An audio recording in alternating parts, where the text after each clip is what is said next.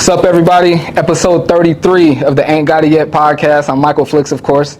Very, very excited about this interview, man. I've been wanting to do this interview for a very long time. This guy's got a lot going on here in San Diego. Got my guy Blake, the owner of the Simple Collective and the creator of Soul Sunday. I appreciate you joining me on the podcast, bro. Appreciate it, man. Absolutely. How's everything going with you, fam? Good, man. Just blessed and busy, man. Mm-hmm. Can't complain at all. Really can't. Everything's good. I heard that, man. Speaking of busy, man, you got a lot going on here in the city, and not just in the city, just a lot going on in general.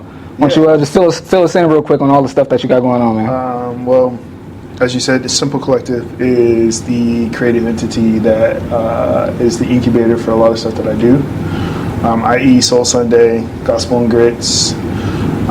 We have Simple Productions, which is our production crew that runs all of the visuals for Soul Sunday right now, among a few other projects.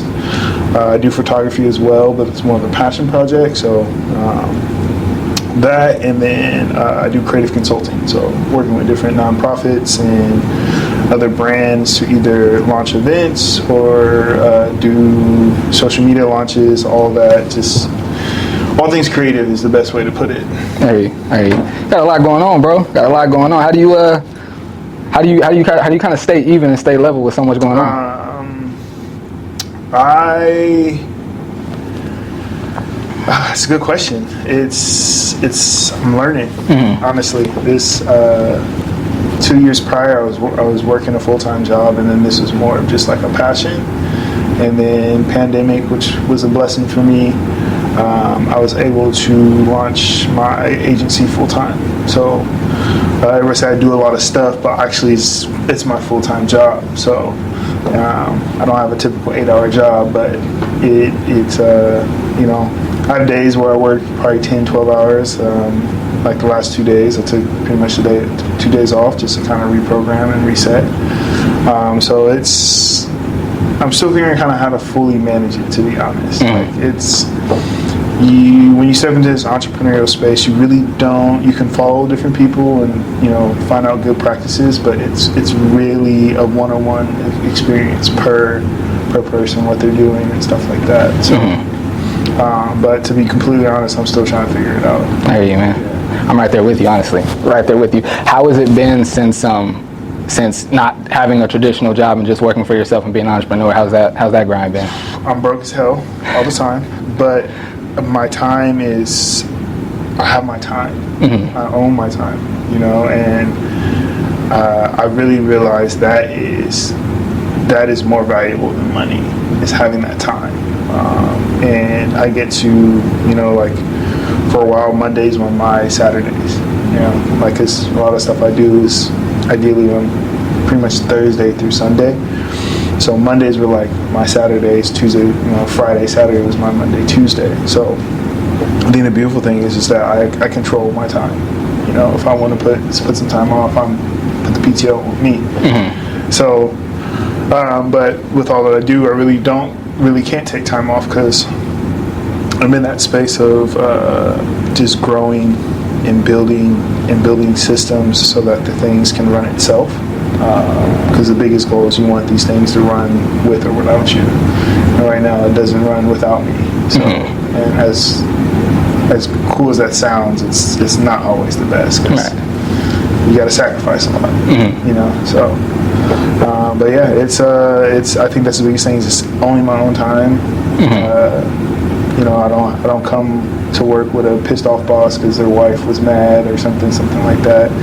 Unless I deal with my consulting clients, you deal with some of that. I get some of the essence of the 8-hour, 9 to 5 job because you're essentially that person is your boss for that project. So, but besides that, I think that's the biggest thing. Is just really owning my own time again. I hear you, man. I hear you. It's something that you and you come to realize the older you get and the more busy you get, that your time is the most valuable thing you have. So like I've always known that, but I heard I watched the Joe Budden podcast a lot. I heard him say years ago, he said something, I think the quote was like, he said, "My time is my inventory." And I never heard it phrased like that. And when he said it like that, I was like, damn, like, because again, you hear all the time, like your time is, your most valuable thing. But when he put it in those words, it was like my inventory. It made me start trying to like value my time and prioritize my time properly after I heard him say it like that, for sure. Because if you think about it, I can lose $1,000 today, right? But I can go get $1,000 tomorrow. If I lose 10 hours in a day, I can't go back and get 10 hours. It's gone. Like our time is one direction. You're constantly moving forward in time. You never can get things back.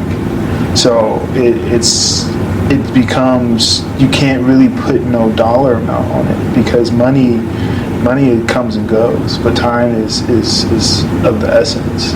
And I'm even just in the last 2 years just realizing, like, when people present, hey, let's collaborate, let's work together. It's not how much money I can make, it's how much is this worth my time. You know, because it could be taken away from something else. It can be hindering another project that you might be working on. And I just recently dealt with that with something I was working on, and it was taking up a lot of my time, and then it was causing me to hyper focus on things that was taken away from all the other stuff I was doing. And the minute I stepped away from that, like, the weight was lifted off my shoulder, and I felt like I had my time back. I felt like I had control of everything that was going on. We're gonna get into Soul Sunday in a minute. I definitely want to talk about Soul Sunday for sure. But before doing all these things for yourself, what kind of job did you have? What was your 9 to 5? If you don't mind me asking. Oh yeah, don't mind. Okay. The last 2 years I worked in corporate. So I was working for this company called Verizon Connect. Okay. It was Verizon acquired telematics, a big telematics company called Telogis, and they focused on like GPS tracking. It had everything to do with like GPS tracking, fuel management, so like fleet management for big businesses. And I did that for 2 years, did the sales, and then did operations my second half. And then prior to that, I was in nonprofits for 10 plus years. So my last 5 years as an operations director for a nonprofit called Pro Kids, First Tee. It's a nonprofit golf program in Kalina Park, which is City Heights. Sometimes miss that job, the Kalina Park job, because it was just very rewarding. You know, big passion of mine is working in the nonprofit space. So just seeing these young men and women grow, and golf is a slept-on sport, especially for us in the black and brown space. And you can really learn a person on a golf course because you're spending 5+ hours with them, and they control their own destiny with their shots. So seeing how they react to bad shots, seeing how they go into the next hole, there's a lot you can learn.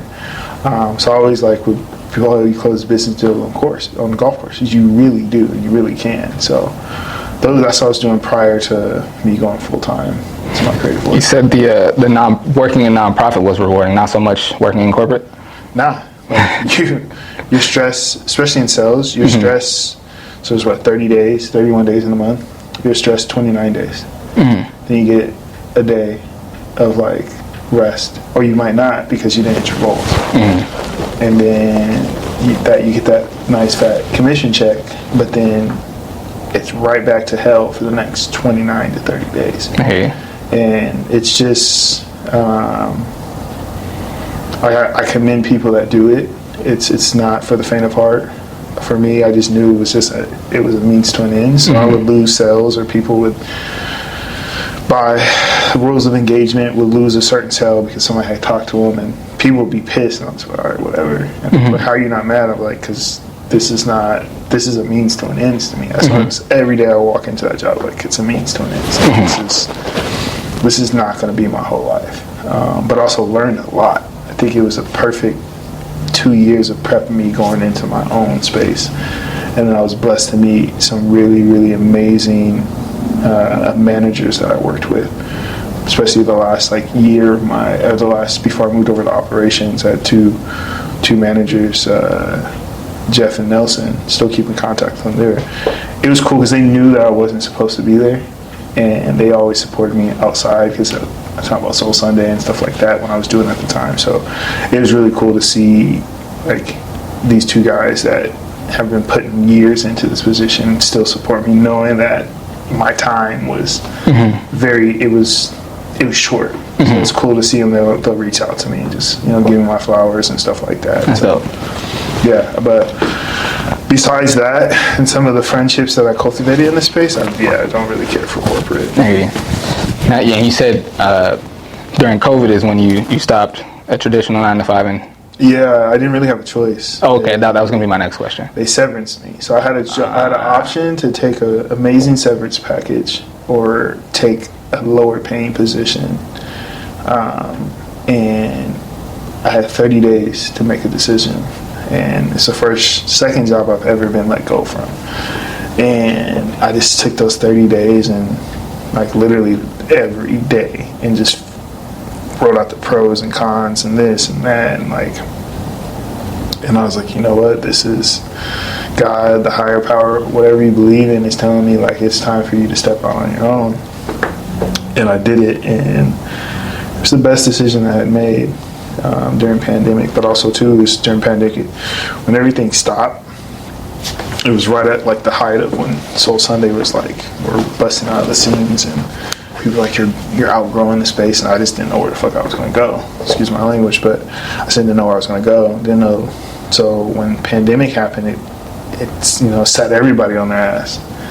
So I had to really had some time, I had a year, year and some change to just dial in with me and really figure out what I want to do. Take a break because it was just everything too fast, too quick. Mm-hmm. So, but yeah,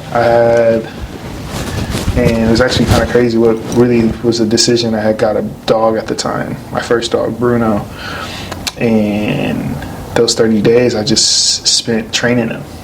Like I was just taking him to the park every morning, working on his call, everything, just pouring into him. And it was like, man, if I just put if I can put consistency into him and see the results of like him being this amazing dog and well-trained dog, or as most people say, black dog, because we operate a little differently than most. It was like, if I could just apply the same consistency for me, it can really happen, and it did. And so I was like, you know what? I can always get another job, but I'll never get. It's hard to get opportunities like this. And strike while the iron's hot for sure. Yeah, so took that nice chunk of change, took that year of healthcare, and just put my head down and started grinding. That's dope. That's when I had started my LLC, Simple Collective. Nice. Yeah. Good for you, bro. Good for you. I have a similar story. I was already podcasting and broadcasting before the pandemic, but like you said, it sat everybody down and was like, what are you gonna do? And I was like, this is a passion. It's already like what I wanted to do. And then somebody that was working in radio, he produced my show, and he had been working in radio for 25 years, and he produced one of my episodes in my show that I used to do at another radio station. He told me, he's like, well, you're really good. You should stick at this. And I was already like thinking this is what I wanted to do. Yep. And someone that had been doing this for that long said that, gave me that compliment. I was like, oh yeah, I'm gonna write this out. So very, very similar story. I wanna ask what the first Soul Sunday looked like and what you meant by outgrowing the space. But before we get to that, I mean, I know because I attend multiple Soul Sundays and I love it. But why don't you explain what Soul Sunday is real quick? Oh man, it's a big family cookout. It's the best way to explain it. I grew up in the church, so pastor's kid, and one of my favorite things was praise and worship. Like if I didn't make it a praise and worship, I'm cool. Like I'm cool off church. You get the messages and stuff. Don't get me wrong, but I'm with you. That praise and worship just hit. And prior to that, I lived in Orange County for 2 years, and I had started a promotion company called Coast 53, and we were doing club events. This is like right when I was 21.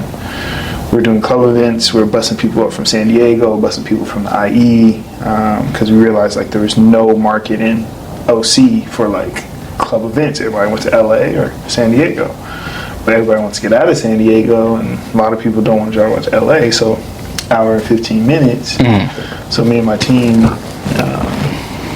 best friends, we put this group together. So, and then we did another thing called Wind Down Wednesday, and it was the first, I would say technically the first ideation of like what I started to build off Soul Sunday. And Wind Down Wednesday was dope, but the acts were horrible. I I wasn't able, at the time, I wasn't picking the talent. I was just doing the promotion and stuff like that. Got you. And I was like, man, we just gotta get better talent. The sound was shitty, but people came. People pulled up. It was a vibe. We had wine and drink specials. It was a cool thing for OC at the time. Of course, teams, egos get big. People want to get paid. We end up breaking up. We all kind of just went our separate ways. All still friends, but I came down south, and a lot of people stayed up north in LA. And I went from being a VIP host, club promoter, like that guy, to back on my parents' couch. So it's just like, damn, just felt like I failed. You know what I mean? This is like right when the peak of Instagram. So like perception was everything. Yeah. You know what I mean? You post the right things, people are like, oh my God. Yeah. So I think for like a year and a half, people still thought I lived in OC. I didn't even tell people I was down in San Diego. People were running to me, oh, how long you down here for? Oh, a couple of days. But lo and behold, back on my parents' couch, you know.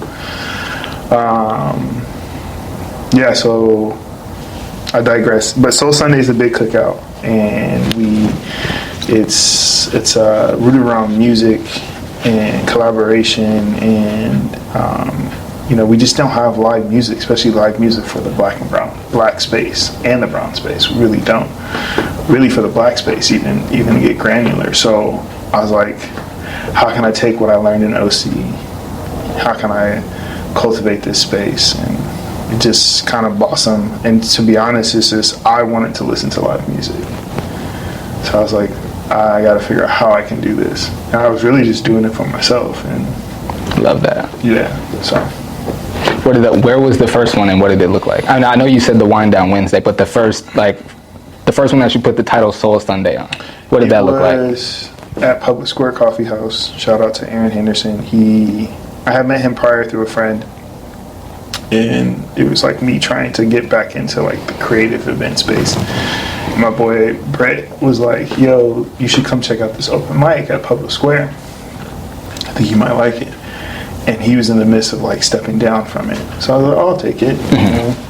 So the owner Aaron's like, hey, I was like, let me take over one day, and if you like what I do for the open mic, I would love to cultivate some more stuff in here. Turned out to be one of their best nights.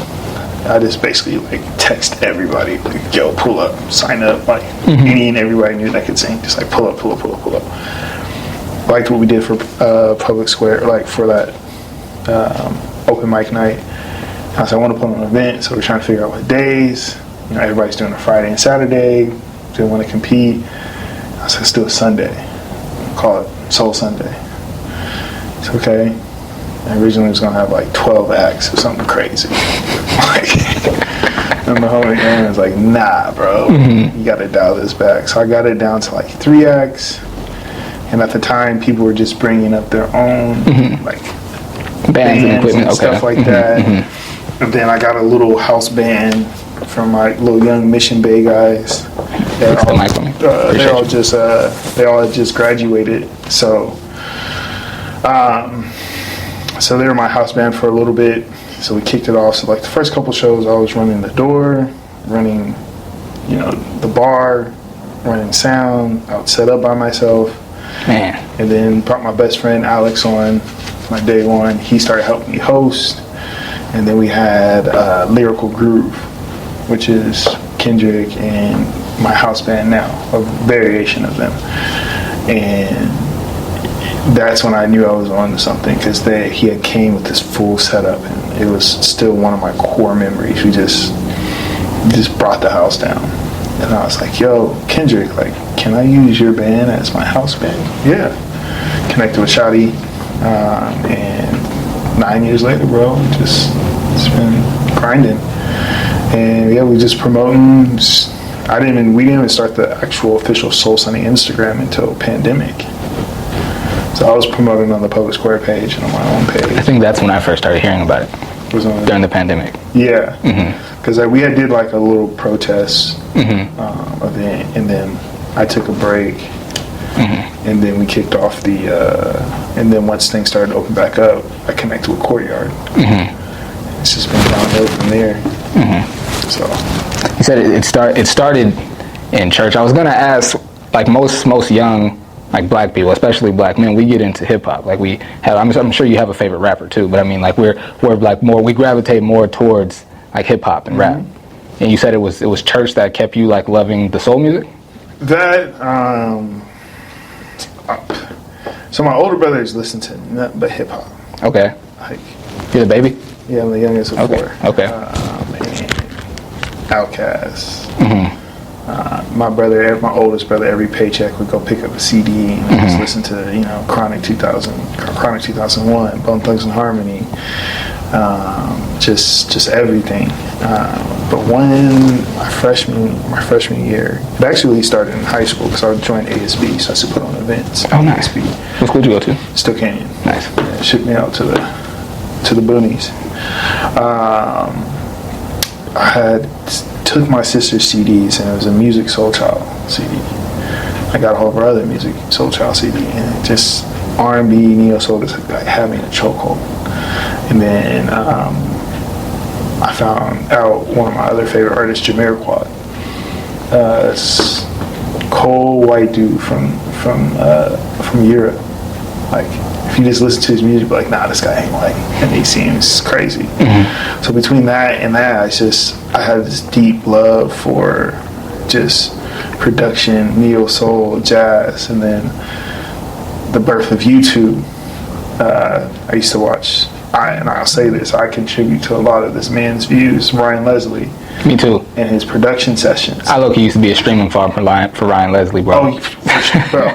Every morning, just put, and then go on that deep dive trying to see when he dropped another studio session. I still watch the stuff, so it's like, and then watching him just build music, it just gave me this deep love for just that side of things. And I love hip hop and R&B, but it's more beats and it's more produced through the studio versus like live instrumentation.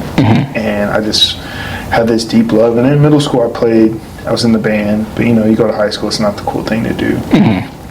Like I always say, like, man, if I went back, I'll go to HBCU and be a drum major.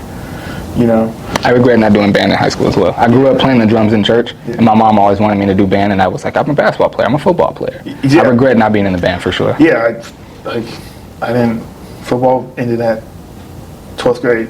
I graduated and was like, if any sport I should have kept playing was baseball, but football and track, it was just like, did nothing for me. It did something for me, taught me team and all that stuff, but yeah, so I just had this deep love for live instrumentation, and then doing the open mic and seeing people play and meeting with some people, and then seeing a little bit what we did with Wind Down Wednesday. I was like, okay, I can really like put this all together. And then I used to put on events in high school, so it was like I knew how to do it, and I had been doing it for a couple of years with my team when I was in my early 20s. So yeah, it was just a steady grind, man. So, but yeah, R&B, neo soul, like, shout out to my sister. She's the one that really like put that on for me. I took those CDs, never gave them back, and yeah, I just love. I'm not the one you want to like. My homies, they don't want to put my phone on because it's everything. Like I probably got the least amount of R&B, hip hop, and rap. I got my core rappers, but that's more of my workout music now. I hear you. Yeah. I hear you. Who's some of your favorite artists? I mean, you said Music Soul Child, but other than Music Soul Child, Jamiroquai, rapper-wise, J. Cole, Kendrick. I like Drake, but Drake's like in its own category because I grew up on Drake. Drake was that's my 33. That was our time. So, but I don't really like a lot of his new stuff, so I'm just like whatever. Who else? Yusuf Days, amazing drummer, jazz musician, jazz fusion is crazy. I mean, I have a ton, and for me, it's like what mood I am. And Sam Fa is like one of my favorite. I'm excited to go see him next week. But yeah, I mean, I got a long list. Okay. You say you were in the band in middle school. What instrument did you play? I played the clarinet, played the little flute. I thought those weren't that cool. Is that why you laughed at it before you said it? Yeah, because Okay. it's like, Okay. you know, who gets playing the clarinet? My dad actually still has the clarinet. Wow. And the flute, and then moved to percussion. And yeah, then once I got to high school, I was like, nah, I want to play sports. So I just never, but I've always had a deep love for music, deep love for just instruments, and I can go to anything live and enjoy it. It can be a country concert, I don't care. As long as there's live instruments, I feel you. I'm not quite there with you. I love live music, but it has to be music that I enjoy, though. So I'm not quite there with you, but I absolutely love live music for sure. I always wanted to try other instruments, but I started playing the drums because I didn't want to sit with my mom. I'm my mama's boy. I love my mom to death, but I didn't want to sit next to my mom all day in church. And so one day I was like looking up and just watching the drummer, and I was like, hey, can I go sit next to him? And she was like, yeah. Oh no, she was like, why do you want to go up there? I was like, I want to try to learn how to play. She was like, go ahead. And I went and sat there, and I want to say maybe like 4 months later, he gave me my chance to play, and I did terrible. Like in a real like church service, he had been like coaching me up like after church and like gave me a little drum to take home and practice with. I got it. It was like a Wednesday after like a Wednesday night service. They let me get on, and I literally, bro, hit the snare one time, pow! And the lady that was directing not the directing the choir, the worship leader, she looked like, get off, and let the other dude get on. So yeah, I went back home and kept practicing for another few months, and then I really, you know what I'm saying, I knew what I was doing. But so yeah, for sure, I definitely regret not doing band in school, for sure. Absolutely. Yeah, it's because me and the homies were like, what instrument do you play now? And I love the drums. But I would probably play keys. Because I feel like it's a good bass instrument to move to other ones. So I agree. When I was, I want to say when I was like 11 or 12, my next door neighbor, who also grew up in the church, he played the piano and the organ in church. He told me, he was like, you should learn to play the piano. He's like, once you learn to play the piano, you'll be able to play anything. Yeah, that's what I keep hearing. So it's like, okay, that makes sense. And I can play, but I can't read music though. Like I can sit with a song for like an hour and figure out how to play, but I can't read music though. Yeah, and it's a true art form. True art form. So yeah, between that, maybe guitar. Somebody's like, I can see you playing bass. And I was like, actually, I do love bass. Like I love deep. So I've been listening to a lot of like Amapiano, South African house music. Like their bass is crazy. Like it's a rhythmic bass. It really hits home. You know, the home that we don't know home. You know what I mean? So. You ever thought about taking lessons or trying to get into it, or are you probably too busy for that right now? I want to. Like, I'm realizing I got to do different things to break up. Because sometimes being neck deep in creativity, you get the burnout. You know, anything you do too much, you get the burnout. For sure. I want to, but right now I've just been getting back into my gaming. You say gaming? Yeah. Oh, yeah? Got a little Xbox. I'm not little, got the big one. And then I have this beautiful curved monitor I use for work. I was like, man, this is a gaming monitor. Like, let me get an Xbox. Got an Xbox, and I see why people. I literally give myself time limits. Okay, hour on Call of Duty or like MLB. Okay, I was gonna ask what's your gaming choice. Okay. Call of Duty, MLB, just the Jedi game is fire. I love Star Wars, so like that's a pretty fire game. I'm thinking about trying to get that. I don't know if they get it on Xbox, so I want to try that Spider-Man game too. My older brother, like all my cousins and like most of my friends, I miss out on like most of the conversations they have because they're always on the game on the headset talking to each other. And I'm like the one, I keep telling myself I might get one just so I could be in on the conversation. But video games never really been my thing. I enjoy it, but I've never been the guy that could sit up like for hours and play video games. Yeah, I'm not dissing anyone who can. It was just never me. For sure. For me, for the longest, like I had a PS4 just collecting dust. But I was like tired of PS4, and then it was funny when I told because my dad's been buying this PlayStation since we was little, and I was like, yeah, I got an Xbox. It was like, it like kind of broke it. Like he looked at me like, because he had just got the PS5. Yeah, I got the new Xbox. He kind of looked at me like you did, traitor. You traitor. Even my nephew's like, oh, Team PlayStation. I was like, it's cool, but I actually do like the Xbox a lot more. Hey, we're gonna get back into. I gotta ask this because we have it in common. We're gonna get back to Soul Sunday and all your creative stuff in a minute. Being a PK, what was that like? What was your experience being a PK? I feel like I had a very different experience. My dad never pushed religion on us. He just like you got to go to church. So I always had to go to church, but he never pushed like you got to get saved. Like he didn't baptize me until I was 23. You know, so but it was we had our own church, so me and my brothers, we were everything. Like we did everything. We was deacons, we was armor bearers, we was sound crew, set up, tear down.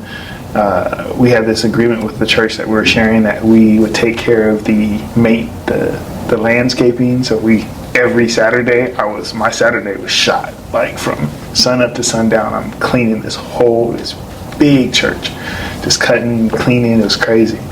I think that's why I hate yard work to this day. But it wasn't. It was a good experience. Like I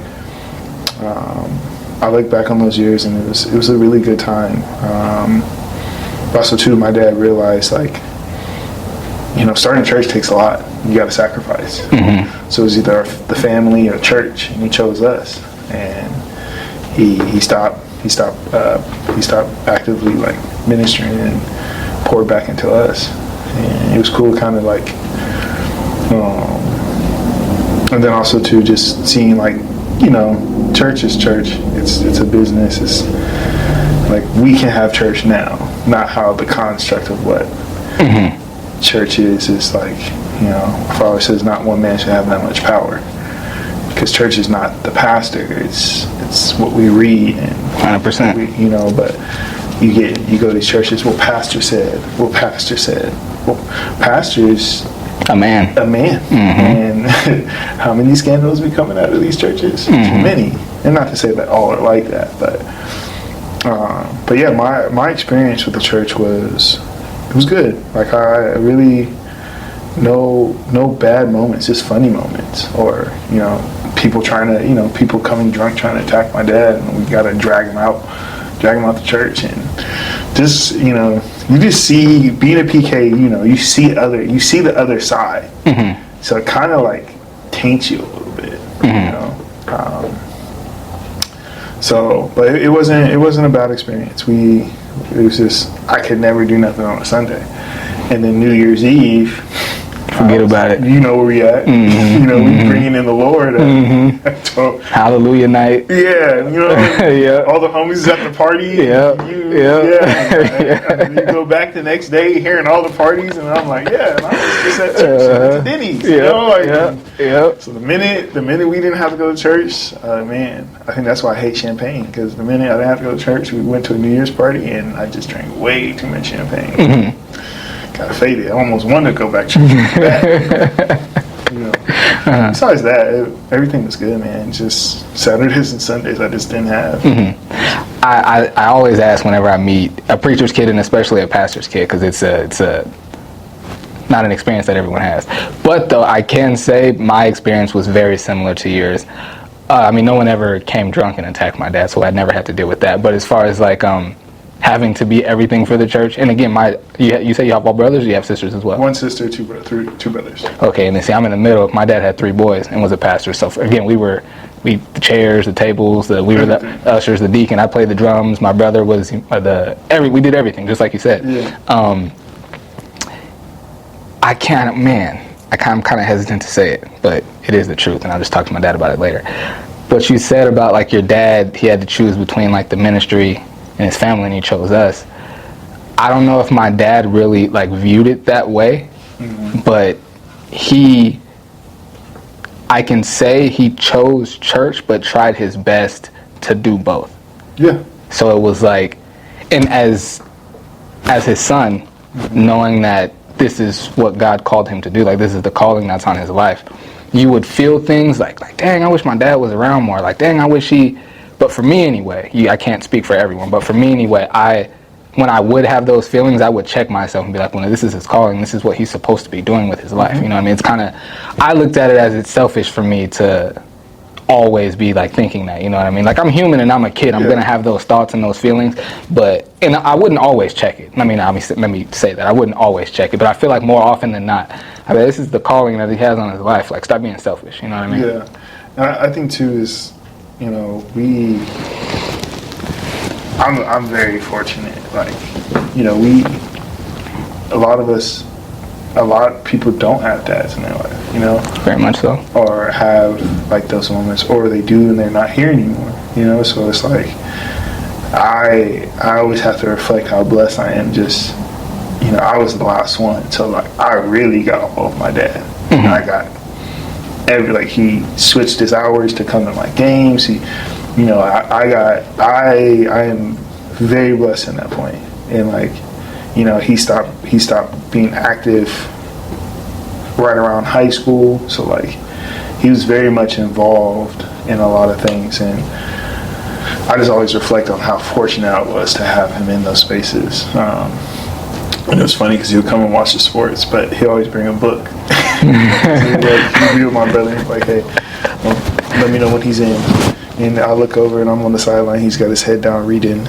And then I'll get in, and then he'll put his book down and watch, and I'll go on the sideline, he's reading again. So it's just funny things. But, yeah, man, it's, I feel like, and then I just reflect on some of the other, like, PKs I grew up with, and, you know, some of them are living some hard lives, or, you know, giving their life to drugs, or just spinning their wheels. Mm-hmm. So I always remind myself how blessed I am and I owe a lot of my success to my parents. Like, they're the reason why I'm doing all that I'm doing. You know, they just taught me to put your head down, work, grind, lead with love. You know, so it's like they're the key components of my success. That's dope. So that's dope. I will say though, my dad, you being the youngest, my dad did the same thing for my little brother as well. He's very proud. He says, like, I made it a point, like when Derek turned, my little brother's name is Derek, like when Derek was a senior, it's football season, I made sure, I'm like, I'm going to be at every football game, I'm going to be at every basketball game. Like Steph and Mike, I missed some, but I'm going to make sure, like, I'm not, so very, very similar in that respect. Getting back into Soul Sunday, how do you go about selecting the acts and who's going to headline and all that? How do you do that? Put him on the spot. I can't reveal that. Oh, okay. It's variables, mm-hmm. And I only say that because it really comes. I do it once a month for many reasons, because it comes into just cranberry juice. You want some? Yeah, I'll take some cranberry juice. It's a lot of variables, to be honest. Mm-hmm. What's going on in the world? What's going on with me? How the team's doing? It's not just me selecting. It was me for a while. Now it's a collective. Okay. Amongst the group. Mm-hmm. But I'll say this: if you're trying to get on Soul Sunday, you should go perform at Neo Soul Tuesday, because our music director is the drummer. So just to give you that little key component, or reach out to Sean or Evan for sessions at the shop. Those are very easy ways to get in to the Soul Sunday space. But I think too, I get a lot of inquiries and people don't read the room. You know, like, hey, I want to get on Soul Sunday, and they do Latin pop or something. Mm-hmm. Soul music. You know, or we're switching up. We're doing a hip hop show this month, so we got Boom League and Speaker Box. So it's going to be a little different, but wanted just to switch it up for, October and Halloween. So, but yeah, selection it's a lot of variables, to be honest. Like, I don't. Sometimes I'll have a lineup set up, and I'm like, nah, you know. It just really has to. I try to now give more autonomy to my team. Because it's getting to a point where, as things grow, I might miss a Soul Sunday, so I have to trust my team to run it. I haven't missed one yet, and knock on wood, but Yeah, it's a multitude of things. But Gotcha. if you really are trying to get on, I highly recommend going through those two avenues of sessions at the shop, or especially if you're local San Diego, sessions at the shop or Neo Soul Tuesday, because you're going to play with a portion of my band at Neo Soul Tuesday. That's actually all of them had played at one point. So everybody that plays at Neo Soul Tuesday plays on the Soul Sunday band, and then session at the shop is Sean and portions of the band, and Evan, which is our key players on my team. So Gotcha. It's good to know. Good information. Is the idea for Soul Sunday to remain an outdoor event, or did it just kind of become an outdoor? It kind of became one. Right now, with the rainy months around the corner, That's why I asked. I want to move indoors. So we're exploring some options of what that will look like for us. So we're trying to move indoors for a couple months, but Courtyard just became like, it's an amazing venue. It is. The people, the team, the bar team, everybody's just, it's a beautiful, beautiful space, and the people we work with are dope. So it's hard. Like we did 2 months at another spot, and it was dope, but the venue is just too expensive, and it was just different, you know. So I have my eye on a few other indoor venues for a couple months. So like probably January through March, we may be indoors. But if one thing about San Diego, you can be out.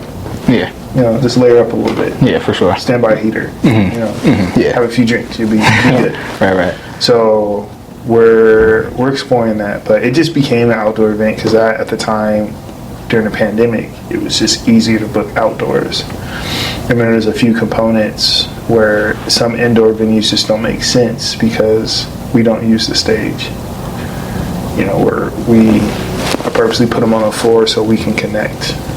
And that was the dope thing about the coffee shop, is they're smack in the middle, and this is the band, you're sitting there, and you're building this connection with the band, and then you see somebody across the way and you're connecting with them. It's just cutting that hierarchy. That's why even with our tables, we don't do the bottle service. You're really just paying for seats. You get drink tickets. If you're on the stage, you just get a waiter that brings you your drinks. But trying to kill all that club culture stuff. Like, everybody's equal. The difference is a bank account, and that's all subject to change. So it's really like, I'm really trying to shift the focus with Soul Sunday. It's a cookout. It's a family. Like, we're all family, and also too just a safe space. Like, especially for women, like there's not many venues where a woman can go in feeling grown and sexy and not feel like a piece of meat, you know?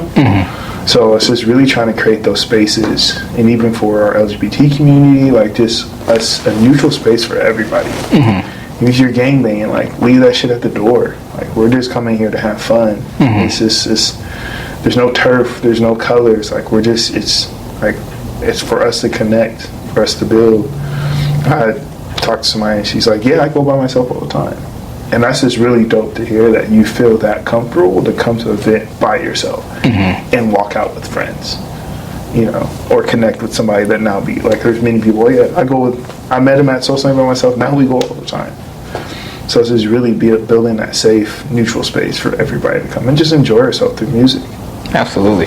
You've definitely hit the mark with that, bro. Absolutely have hit the mark with that. I can't count, like I said, I love going to Soul Sunday. I can't count how many I've been to over I don't even remember when I first started going, but I can't count how many I've been to. And I've never seen an argument. I've never been in an argument. I've never, like, you'll be in a club, and like, if I bump into someone, I'm real quick, oh, my bad, bro. And sometimes, like, if you're in a club, they might not say nothing, but they still gonna look at you like, all right, don't bump me again, though. Yeah. You know what I mean? That energy is not at Soul Sunday at all. Anybody have ever, oh, my bad, but like, I don't even trip, man. Like, you know what I'm saying? You've definitely hit the mark with curating that space for sure. And that's the thing, it's like, I've worked in the clubs, and I've seen it all. And it's, you know, not to say clubs are bad, but that's just another type of space. Yeah. And I don't want to kill that. I don't want that space. Even when I did the post about calling about people pulling up late and saying, I want to buy a table, when we got a line out the door and you're trying to cut the line because you want to buy a table. No, you can get in line. Tables are sold out. That's why I put them online. So if to be purchased, and they're sold out then. And that whole like, hey, can I kick you $100, get us all in? Nah, get in line and pay at the door like everybody else that's waiting. Because it's like it's too much, you know. And I don't really care about the San Diego famous things, like, and it's just like we got to kill that, because it's like, who cares, you know? Yeah, you have a little name in the city and stuff like that, but I can have a name today and name not tomorrow. It really, like, I'd rather be known for how I treat and handle and deal with people versus I'm the cool guy. You know, like, it's just, I don't know, it's weird to me. I hear you. What are some, you've kind of spoken to a few, but what are some things that that are kind of happening at or like within Soul Sunday that you'd like to like see improved upon? I mean, like I said, you just mentioned a few, but are there any others? I think that's the biggest thing, is like the club culture stuff. Got you. Like really just killing that and continue to just make it a safe space for everybody. We don't have many safe spaces in San Diego. We can't go to PB 10 deep, 10 black people deep. Me and you can't right now even go to PB right now. They're going to tell you my chains. They're going to tell you your hat. They're going to say your shoes is untied. They're going to make every excuse and not let you in. You know, so we need to have more spaces for us to do. I've been doing a lot of traveling, and it's like Chicago, there's so many there's a deeper amount of black people there. But there's just so much to do, but there's enough of us to cultivate 3 to 4 days of black-led events. There's 7 days in a week. I only do one thing once a month. And now I have Gospel and Grit, so I only do 2 things out of the month. There's still 28 to 29 days in a month that other people can cultivate stuff. So it's good to see Rhythm and Brunch doing stuff, and all these other events that are starting to cultivate more stuff. But we gotta, like, I think the biggest things, not even just for me, is just cultivating more black and brown stuff in San Diego to do. You know, gives us options. Like, you can go to LA, there's plenty of options. You can go to Chicago, there's thousands of options. New York, thousands of options. You know, Texas, tons of options. Like, we can mirror that in San Diego and drive more tourism back to San Diego. Agreed. Because we got the best weather. It's October and we still in shorts and a t-shirt. You know, my homies in Chicago is like, I'm pulling the winter coats out. Right. Trying to get ready for this winter. So it's we gotta use that to our advantage. And I hope we don't. Agreed. I'm right there with you, fam. I'm right there with you, bro. Totally agree. Now, Gospel and Grits. Talk to me about that. It's a R&B gospel brunch at Louisiana Purchase. It's from 12 to 6. So Il Mecca should be spending the first half. So I guess you would say like the 12 to 3 is like the gospel-y R&B side, and then Moody's going to close it out, and we're going to get a little more ratchet. But it's just marrying the two, and us to have a brunch spot. You know, we don't got many black brunch spots. So we started to do it a couple times. Weather and stuff kind of messed us up. Shout out to T, the GM at Louisiana Purchase. She's amazing. But yeah, so it's just a collection of DJs, R&B, gospel, a little bit of mix, a little hip hop. You know, so it's a little bit of everything, some mashups in there. You're starting to see a lot of DJs mash up these gospel songs with these hip hop and R&B songs. So just plus to eat good, have fun, enjoy ourselves. Gotcha. And how often does that take place? The goal is to do it monthly. So we're starting back up. The fake storm kind of screwed it up for us. The fake storm. Yeah. That's right. The fake hurricane that we had coming. Right. So we're kicking it back off on October 29th. Okay. So we got Soul Sunday on the 22nd, and then October 29th at Louisiana Purchase from 12 to 6. Nice. So book your reservations. It doesn't cost anything, and if you don't got a reservation, just pull up to the bar, come hang out, Dope. grab a drink. The food there is amazing. You know, it's the best soul. It might be a little controversial, but I think it's some of the best soul food that we have in San Diego right now. I agree. I mean, I've only been once, but I tend to agree with that. I mean, I got my homies that can cook some good soul food, like my keys player, DJ Winston Soul Food. It's good food too, but he's mobile. As a brick and mortar restaurant, Louisiana Purchase is super solid. Got you. So I don't know what's next for Soul Sunday. Like, what's the next? Like, you've already got like in my opinion, one of the dopest spaces, probably the dopest space in San Diego.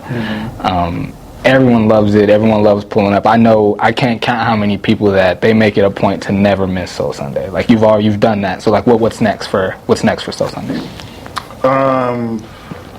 2024 is gonna be fun. So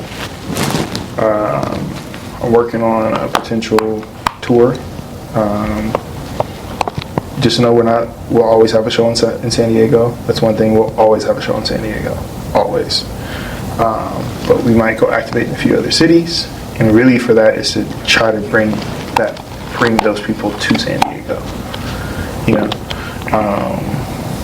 and we're working on some other stuff that really I don't like talking about stuff until it's inked. I hear you. But definitely some like annual stuff for Soul Sunday that's on a bigger scale. So just been working on that. Hopefully by end of 2024 we can get the first ideation of that kicked off. So just working on securing some bigger funding. That's I think really it for Soul Sunday.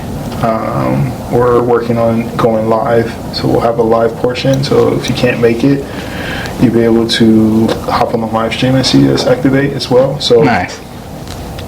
That, those are some of the things I can talk about, but not in full detail. But 2024, the next 2 years is going to be fun. I'll just say that. And then we will be going after some bigger talent for next year. So nice. The goal is to try to really pair our local acts with some other talent that's, I guess we say, established, but I also see it's a resume builder for our up-and-coming talent. Hey, I was on the same bill of so-and-so or so-and-so. Or even just building that connectivity to see what that is. Some good stuff on the way. Love that, man. I'm excited. Yeah. Love that. That's what's up. Did we talk enough about Simple Collective? Do you want to get into that any more than we have?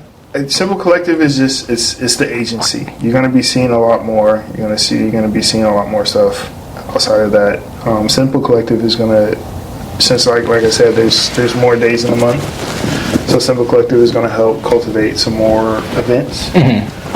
Even a big thing for Simple Collectives is for me to help other entities that are also pushing. I think oftentimes we gatekeep too much, and what I'm going to sit here and be stingy, or me and you can sit down and figure out how we can help grow your show, how I can help, we can add value to each other and grow things together. Because shout out to Erwin Hines. He does Futures Color. He has his Futures Color sessions, and he's killing it right now. But we just work together. Like, he helps me with things with he designed my logos and helps him with all of my shirt designs and stuff like that. I help him with operation event stuff. So we don't gatekeep. We just help each other get money and help us grow, because we have a deep love for this community. So it's like Simple Collective for me is a space for I can help incubate, and even not even incubate, just help. Like some things that you need or looking to do, and if we have the means to help you, let's make it work. So that's really what Simple Collective is.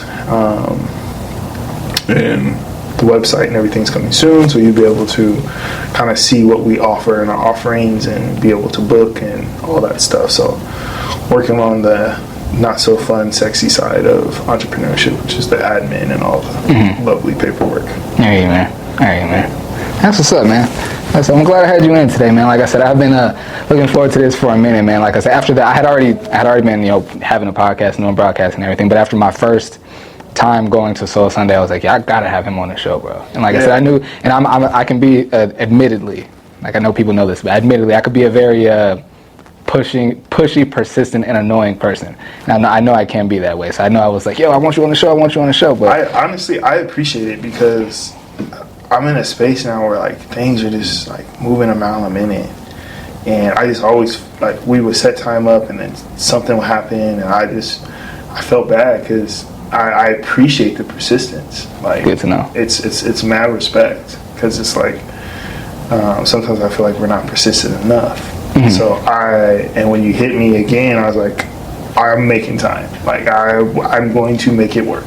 Appreciate that. That's why he had told me, like, can you pull up tonight? I was like, yeah, let's do it. Like, you know, I wanted to make sure and just to hear you pulling up to Soul Sunday, and you're taking time out of your day to spend. You're taking 4 hours of your day, 3 to 4 hours of your day to spend time with us at Soul Sunday. So for me to give you an hour and some change just to talk is the least I can do.